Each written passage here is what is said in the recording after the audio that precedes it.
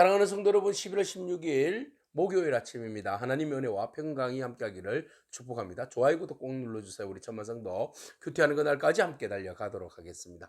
오늘 우리에게 주신 하나님의 말씀은 잠언서 17장 13절에서 28절까지의 말씀인데요. 우리 함께 13절과 14절의 말씀을 같이 읽도록 하겠습니다. 누구든지 악으로 선을 갚으면 악이 그 집을 떠나지 아니하리라. 다투는 시작은 뚝에서 물이 새는 것과 같은즉 싸움이 일어나기 전에 시비를 그칠 것이니라. 아멘. 사람이 살아가면서 말을 하지 않고 살아갈 수는 없습니다. 근데 말을 할 때는 그 말은 마음에서 나오는 표현의 결과물이다, 이렇게 우리가 말씀드릴 수 있겠습니다. 그래서 우리가 마음에 무엇을 생각하느냐에 따라서 그것이 겉으로 드러나게 되는데, 악한 마음을 품으면 악한 말이 나오게 되어 있습니다.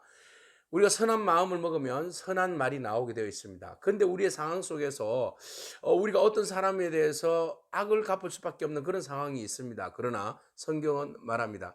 악한 가운데 있을 때 우리가 선으로 그것을 갚아 나가야 한다고 말이죠. 근데 어떤 사람은 악으로 선을 갚는 사람이 있어요. 그 사람에 대해서는 하나님 경고하십니다. 악이 그 집에 떠나지 아니할 것이다. 그러니까 원칙대로, 순리대로, 순서대로, 질서대로 살지 않으면, 역행하고 살면 말이죠, 거기에 대한 하나님의 심판이 있다라는 겁니다. 그러므로 우리가 지켜야 할 것은, 비록 우리가 악한 상황 가운데 있다 할지라도 선으로 그 악을 이겨내는 그런 저와 여러분이 되기를 바랍니다. 그래서 바울은 말하지 않습니까? 선으로 악을 이기라고 말이죠.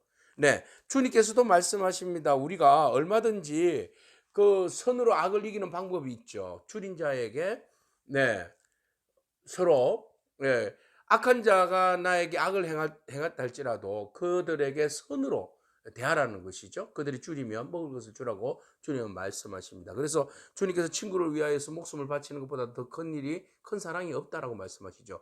그 친구가 좋은 친구입니까? 좋은 친구를 위해서 죽을 수도 있어요.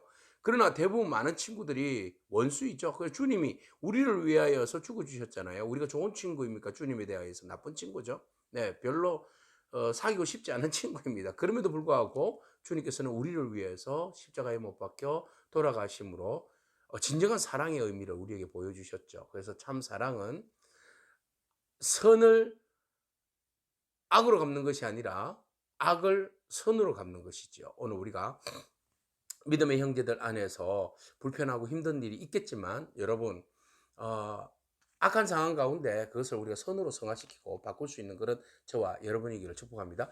자, 그렇게 될 때에 우리는 얼마든지 재앙을, 다툼으로 일어나는 그 큰 일들을 막을 수가 있죠. 오늘 그래서 2절은, 14절은 이렇게 이야기하죠. 다투는 것의 시작이 어디로? 뚝에서 물이 새는 것과 같다. 그래서 뚝이 한번 뻥 뚫리기 시작하면 걷잡을 수 없이 뚝이 빵 터져버리잖아요. 이거 같다는 거죠. 그 다툼이 처음 시작에 작은 것으로부터 시작했다가 결과적으로 더 큰 일이 벌어져서 그것이 걷잡을 수 없는, 네, 화마가 되어버리는 경우가 있다는 겁니다. 오늘 우리가 다툼의 소지가 있다 할지라도 여러분 인내하고 참으십시오. 용서하십시오. 네, 선으로 악을 이기십시오. 그것이 바로 우리가 승리하는 비결입니다. 사단은 끊임없이 우리를 무너뜨리려고 하죠. 끊임없이 분란을 일으키고 다투게 하고, 뚝이 조금 새는 것처럼 그것으로부터 가장 작은 부분의 뚝을, 연약한 부분을 건드리고 있죠. 그래서 연약한 부분이 팡 터져버리면 모든 것이 터져버리기 때문에 그렇습니다. 오늘 우리에게 있어서 가장 연약한 부분이 어디 있는지 예수 그리스도의 보혈의 피로, 성령의 능력의 말씀의 은혜로 그 모든 것들을 덮어주고 그것을 막아낼 수 있는 강력한 그리스도의 보혈의 접착제로 발라서 그 뚝이 갈라지는 것을 막아내는 그런 저와 여러분 지혜 있는 사람이 되기를 축복합니다. 자, 그렇게 해서 우리가 악인을 보세요. 이 악한 자들은, 지혜가 없는 자들은, 미련한 자들은 이렇게 해요. 선을 악으로 갚는 자들 말이죠. 그런 사람들은 이렇게 이야기합니다. 악인을 어렵다 하고, 예, 의인을 악하다, 이 거짓말 하는 거예요. 그죠? 예, 그래서 판단을 뒤집어서 하는 사람들이에요. 그러니까 이 사람들은 기본이 악하기 때문에 선한 것을 악이라고 그러고 악한 것을 선이라고 무조건 하고, 그죠? 뭐 뒤바꿔서 이야기하는 거예요. 악인이 어떻게 어려울 수 있습니까? 의인이 어떻게 죄인이 될 수 있습니까? 그런데도 불구하고 이들은 막 씌우는 거죠. 콩깍지를 씌우는 겁니다. 예, 억지를 부리는 겁니다. 판단이 없는 겁니다. 그렇게 해서 오히려 이 사람들이 이렇게 함으로써 다른 사람들을 혼란하게 하고 미움과 어려움과 분쟁을 일으키게 하는데, 하나님은 이 사람에 대해서 미워하신다. 그래서 하나님은 반드시 모든 것들을 보고 계시는 겁니다. 그래서 진실로 우리가 사람들에 대하여서 대할 때 어떻게 대해야 되나? 17절에 친구는 사랑이 끊어지지 아니하고 형제는 위급할 때를 위하여 낳느니라. 그래서 우리가 어려움을 당한 형편에 있는 사람들을 우리가 친구나 여기에서 형제나 같은 그 말씀이라 볼 수 있어요. 그래서 우리가 그들을 더 사랑하고 더 위로하고 위급할 때 도와주는 믿음, 이게 진짜 지혜의 믿음이 아닌가 하는 것이죠. 그래서 우리가 어려운 일에 당한 일에 처해 있는 친구들에게, 이웃들에게, 형제들에게 더 큰 사랑으로 그들의 허물을 덮어줄 뿐만 아니라 도와줄 수 있는 일들을 한번 찾아보자는 겁니다. 이것이 진정한 지혜입니다. 그래서 우리가 참 지혜자는 다툼을 피하는 자죠. 그래서 19절에 보세요. 다툼을 좋아하는 사람은 그 죄가를 좋아하는 자요. 자기 문을 높이는 자는 파괴를 구하는 자다. 마음이 굽은 자는 복을 얻지 못하고 혀가 패역한 자는 재앙에 빠지느니라. 결국 사악한 자는, 패역한 자는, 입이 굽은 자는, 마음이 굽은 자는, 말을 헛되게 하는 자는, 악한 것을 꾀하는 자는 망하게 되어 있다. 하나님이 내버려 두지 아니하신다. 그들에 대해서 분명한 하나님께서 심판하신다라고 경고를 하고 있습니다.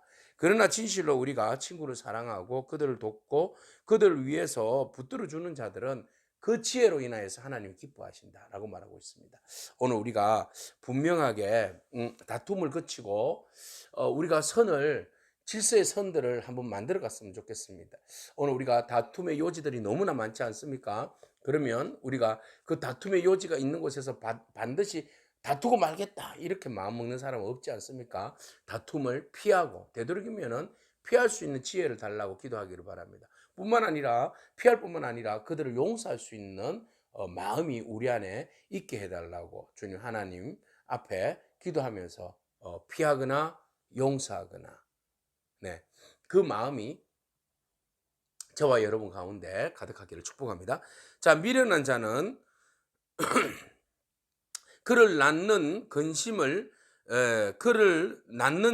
미련한 자를 낳는 자는 근심을 당하나니 미련한 자의 아버지는 낙이 없다 그랬어요.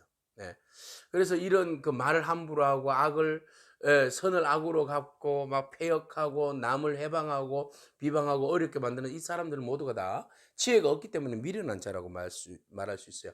그 미련한 자를 둔 부모님들은 참 낙이 없다. 네, 낙이 없다. 진정으로 낙은 즐거움은 어디에서 와요? 그 사람을 치유하는 양약이라고 이야기하잖아요. 그죠? 심령의 근심은 뼈를 마르게 한다.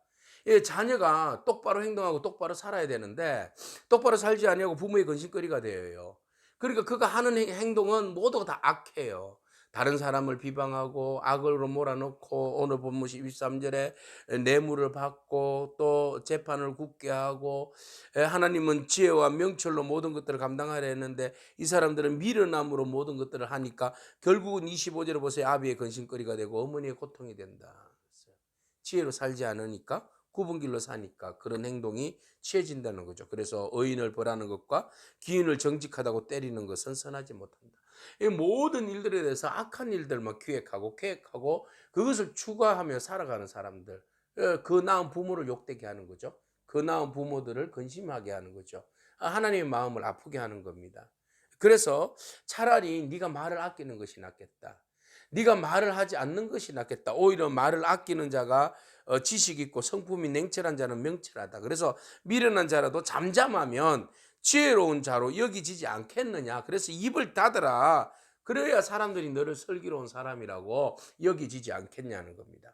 오늘 우리가 함부로 입을 열고 함부로 말을 열지 않기를 바랍니다. 오늘 우리의 입술이 정말 지혜자의 입술은 침묵할 때 침묵할 수 있어야 된다.